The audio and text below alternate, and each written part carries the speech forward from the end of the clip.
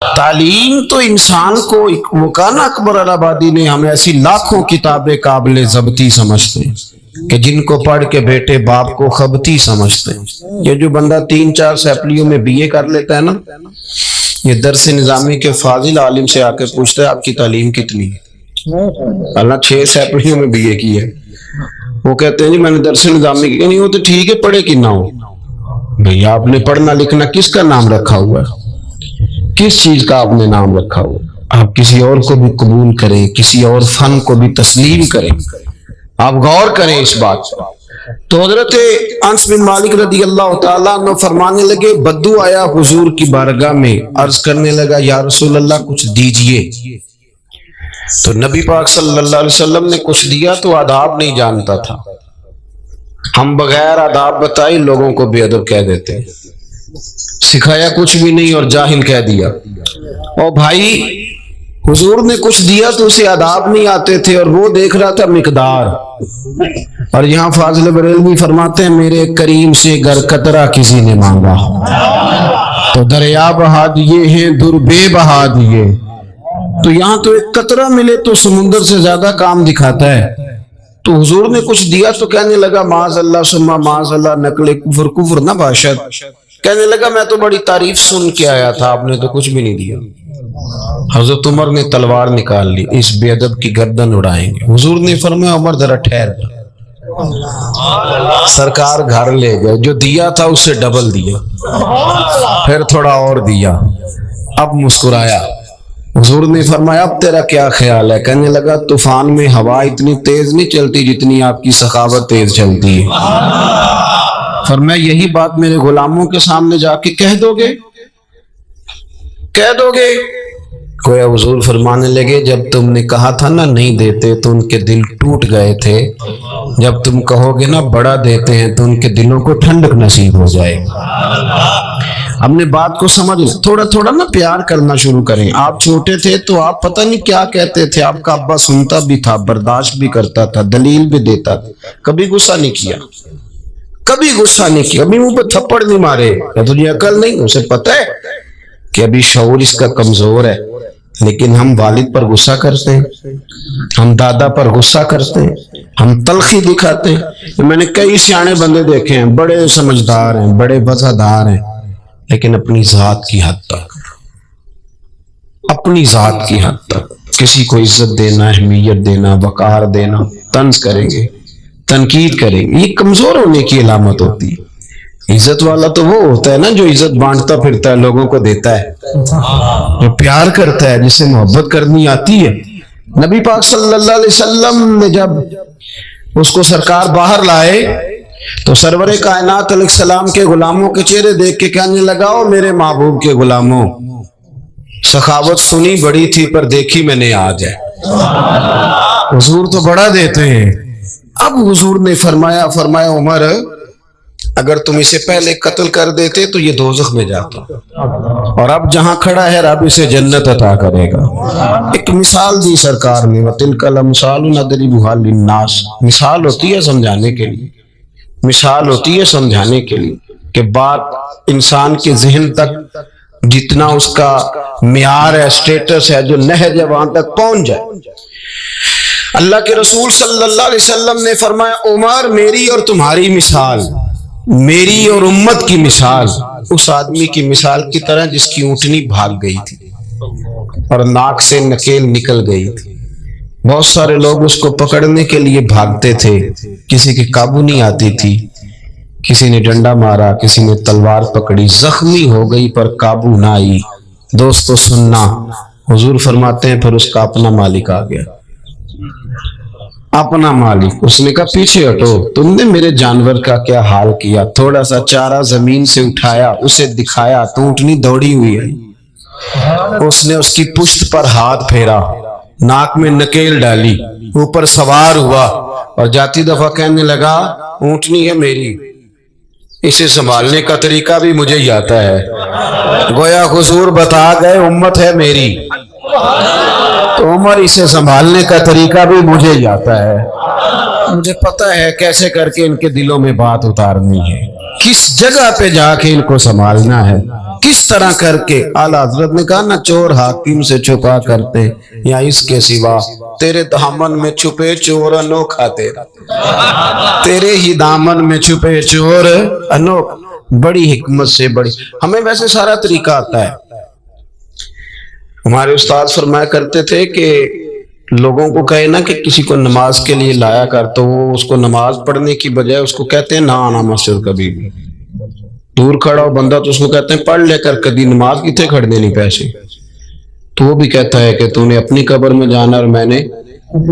لیکن وہی شخص جو دین کے لیے اس انداز میں قائل کر رہا ہے، ہوتا ہے نا آج لوگ طنز کرتے ہیں، اور وہ حضرت عمر فاروق کے پاس آ کے ایک شخص نے کہا تھا کہ میں بیان کرنا چاہتا ہوں، تو فرمایا نہ کرنا، تو تقریر کرے گا تو سامنے والوں کو گناہگار سمجھے گا۔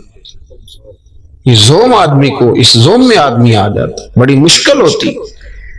تو بہت سارے لوگ ہیں، ہم دیکھتے ہیں کہ وہ طنز کر رہے ہوتے ہیں، اس طرح تنقید کر رہے ہوتے ہیں عوام پر۔ دیکھیں نا، وہ ہمارا نقیب آتا ہے، خیر میرا تو تعلق اس خوبصورت جماعت سے جس کا نقیب بھی شہنشاہ نقابت ہوتا ہے، تو شہنشاہ کی پھر مرضی ہوتی ہے، جو مرضی کرے۔ شہنشاہ نقابت جو ہوا تو کئی دفعہ کہتے تھوڑا مزہ نہیں آیا، تسی سرور والے بندے نہیں، تو دل کرتا ہے کئی دفعہ کہہ دیں کہ یار تو 25,000 لے کے آئے، یہ مفت آئے ہیں سارے بیچارے، اور تو تنقید کر کے گزر رہا ہے۔ اتنے کمزور لوگ لفظ بولتے، اس انداز میں لوگ بات کرتے۔ تو بزرگ فرمایا کرتے تھے کہ یار تم نے کسی سے ادھار پیسے لینے ہو نا، اپنے حق میں قائل کرنا ہو تو تمہیں بڑا طریقہ آتا ہے۔ ٹیلی فون کرتے ہو، بھائی کدھر ہو؟ وہ کہتے ہیں جی میں تو گھر ہوں، حکم کرے۔ نہیں، وہ فون والی بات نہیں، ملے کہاں ملیں گے، میں کل ملوں گا۔ وہ کل شام کو وہاں پہنچتے ہیں، پھر منت کرتے ہیں، اس کی کہانی سناتے ہیں کہ بڑا مجبور ہوں، اور اس طرح سناتے ہیں کہ وہ مان ہی جائے، اور پھر وعدہ کرتے ہیں وقت پہ لٹا دوں گا۔ وہ سارے دلائل جس سے وہ نرم ہو جائے وہ ہم دیتے ہیں۔ اپنے حق میں قائل کرنا ہو تو رنگ اور ہے، اور اگر اللہ رسول کے حق میں قائل کرنا ہو پھر ہماری طبیعتوں کی سختی دیکھنے والی ہے۔ پھر وہ داعیانہ حسن ہی نہیں، وہ اسلوب ہی نہیں، وہ خوبصورتی نہیں، وہ اندر درد ہی نہیں، وہ کیفیات ہی نہیں۔ اپنے اندر لوگوں کے لیے نرمی لائیں، تھوڑا سا پیار کریں، تھوڑا دائیں بائیں دیکھیں۔ اب یقین کریں، کہہ کے نا ایک دوسرے کو غلط، تو ہم اس ماحول پہ لوگوں کو لے آئے ہیں کہ لوگ سمجھتے ہیں ساری دنیا ہی چور ہے۔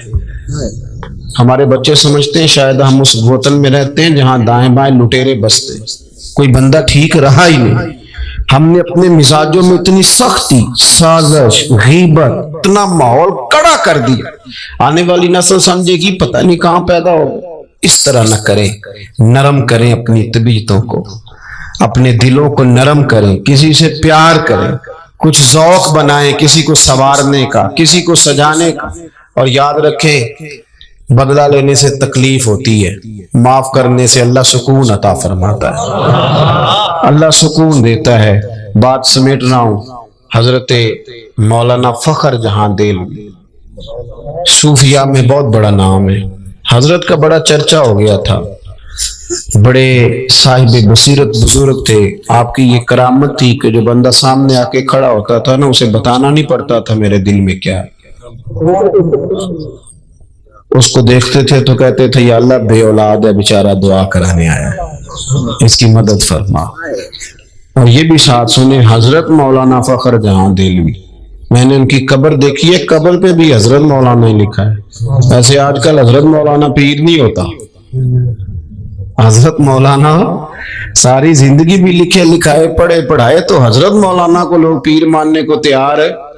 یہ بھی کلچر بدلے، آپ پیچھے سارے مشائخ دیکھ لیں، یہ اس کو خطاب نہ سمجھا کریں، رٹا رٹایا جملہ نہ سمجھا کریں، یہ واقعی سچ ہے کہ بانج علموں جو کرے فقیری وہ کافر مرے دیوانہ۔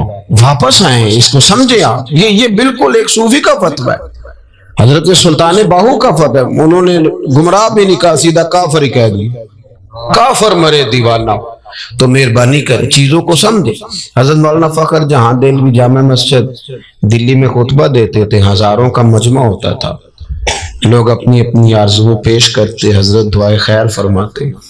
بادشاہ نے کہا یہ مولوی مضبوط ہو گیا تو میرے لیے تو مسئلہ کھڑا کر دے گا. ایک سازش رچی، ایک طوائف کو پیسے دیے تو انہیں اداکاری کرنی. سوشل میڈیا جب سے آیا مجھے تو بڑی فکر ہے کہ ہمارے بچے ایکٹر ہی نہ بن جائیں، سارے ایکٹر ہی نہ بن جائیں. ہر بندہ کوئی نہ کوئی ادا دکھا رہا ہے معاذ اللہ. یا صحافی بنیں گے یا اداکار بنیں گے. بھئی اور بھی غم ہے زمانے میں محبت کے سوا. پہلے وہ کسی کو بزرگ سمجھتا تھا تو کہتا تھا میرے لیے دعا کرنا، اب کہتا ہے میرے ساتھ کھڑے ہو جاؤ میں نے فوٹو کھینچانی.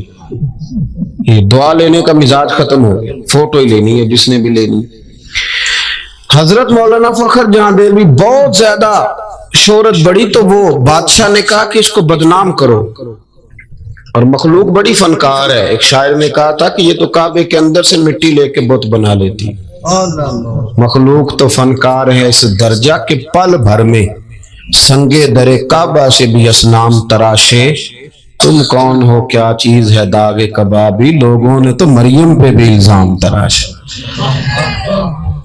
تو حضرت اس طوائف کو تیار کر لیا، اس نے ساری باتیں رٹ لی. حضرت جمعہ پڑھا کے نیچے سیڑھیاں اتر رہے تھے، سینکڑوں لوگ تھے دائیں بائیں. جب آپ نیچے تشریف لائے تو وہ بنی سجی سنوری آ گئی. سلام کے فوراً بعد یوں کلام کرنے لگی جیسے بڑی پرانی جاننے والی. طبیعت کیسی ہے، کمر کے درد کا کیا حال ہے. پھر فوراً کہنے لگی کہ وہ رات آپ آئے تھے تو کوٹے سے کہیں دے گئے، ابھی بازار گئی ہوں دکاندار نے لیے نہیں. مجبوری نہ ہوتی تو اس وقت کبھی حاضر نہ ہوتی.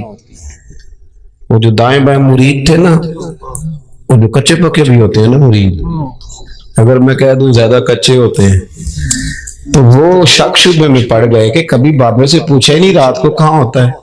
ہم تو سمجھتے تھے مسلح بات کرتا ہے تو یہ کدھر ہوتا ہے. حضرت کہاں ہوتے ہیں، پریشان ہو گئے. سچا آدمی کبھی پریشان نہیں ہوتا کیونکہ سچ دنیا میں آیا ہی نکھرنے کے لیے. اگر لوگ گرد اڑائیں بھی تو سچ نکھر جایا کرتا ہے. سچ کی اپنی بڑی قوت ہوتی، اس میں اپنی بڑی طاقت ہوتی.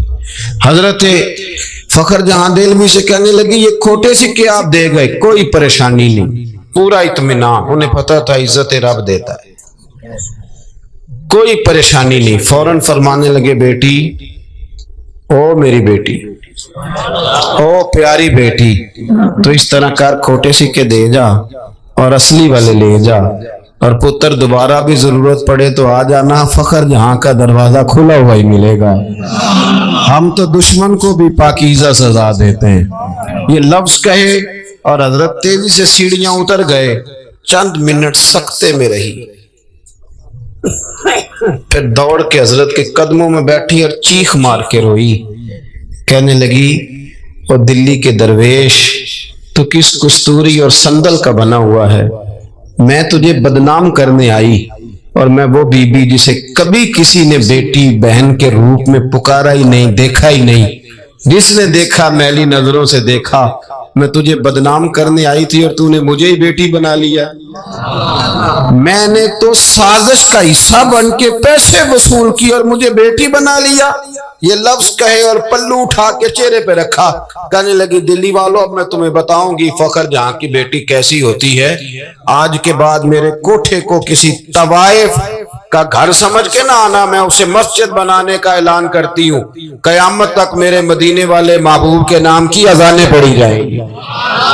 اگر آپ کے لہجے میں تھوڑا سا ٹھہراؤ آئے، تھوڑا سا اگر کوئی شعیب آئے میسر، تھوڑا سا ٹھہراؤ آئے، تھوڑا نہ نرم. آپ یقین کریں ہم تسلیم کرنے کو تیار ہی ہیں. میں اکثر گزارش کرتا ہوں دوستوں سے، میں کہتا ہوں جہالت اس لیے پھیلی کہ ہم نے علماء کے خلاف باقاعدہ